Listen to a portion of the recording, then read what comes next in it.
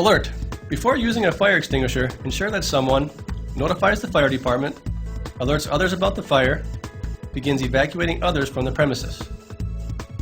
Fire extinguishers are for controlling small fires before they have a chance to spread. Before using one, make sure that you have a clear escape, you are familiar with the operating instructions of the fire extinguisher, and that the fire extinguisher you have is suitable for the fire you're facing.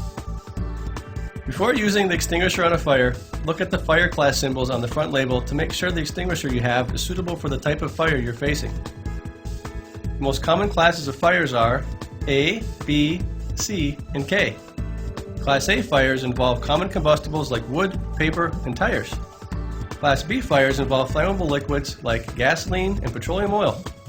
Class C ratings involve energized equipment or things that are plugged in, like appliances, computers, televisions, and electric machinery. Class K fires involve cooking oils and greases, like vegetable fats. Once you've determined that the extinguisher is the correct type for the hazard, proceed to operate the extinguisher using the pass technique to control and extinguish the fire. First, hold the extinguisher upright and pull the pin.